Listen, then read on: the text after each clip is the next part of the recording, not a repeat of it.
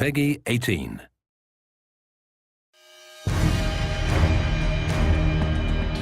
The thing that I'm most excited about in Homefront is this unique core fantasy. The idea that, we're exploring the civilian side and the human side. The main gameplay goal behind the single-player portion of our game was to put the player in the shoes of a resistance soldier fighting for his country.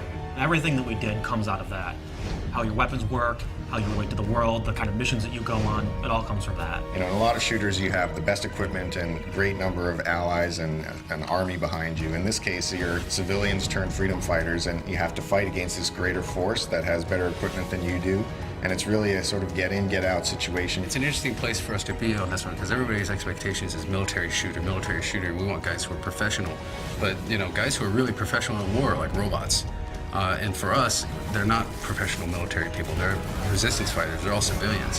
When it comes down to realizing this world, this fallen America, this occupied America in the game, we really wanted to establish some key moments or key shots where you come out of an opening and you see this big, huge, expansive environment revealed before you.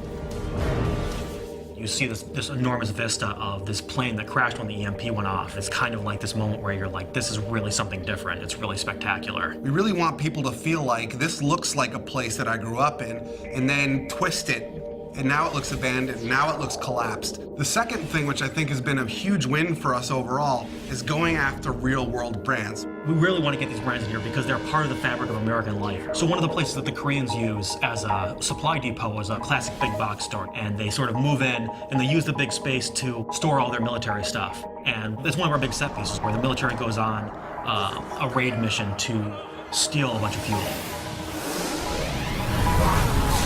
Consequence of violence is something that we're focusing on in the game. War is not a pretty thing, and there's not always lots of positive events that come out of it. It's actually very dark and tragic, and we want to show that element in Homefront, which you don't really get in a lot of shooters.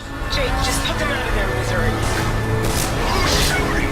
Let those bastards come! In an average FPS, you'll blow through 30 to 100 guys every 15 to 20 minutes or so. And you sort of get this what we call massacre fatigue. When you stop even caring, you don't even realize that you're killing humans. But what we're trying to do is really attach emotion to that it actually, there are consequences to violence. Please form a single file line. Have your papers ready for inspection. How am I supposed to make the player feel or care about the fact that they're killing when that's the whole goal of the game? But that's really the fundamental crux of what we're trying to achieve. Your character in the game's name is Robert Jacobs. He's a former pilot. He's recruited by the Resistance because they need a helicopter pilot. So Boone is a former police officer. He's the leader of the current Resistance cell and sort of the father figure of the whole unit. He's less about killing the Koreans and more about what can I do to free my people.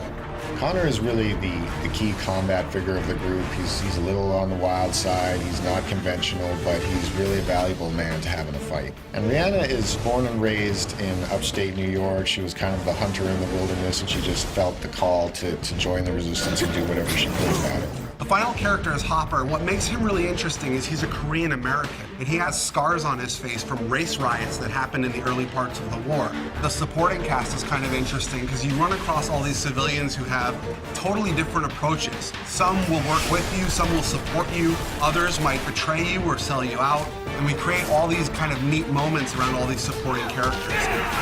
You're a guy who is caught up in this crazy scenario, fighting alongside other people who have no real training. So, you make mistakes. People get shot, people get hurt, people die alongside you. Fighting as a civilian with civilian and in an occupied America, that's really the core of what Homefront's all about, and that's really what we're set to deliver on.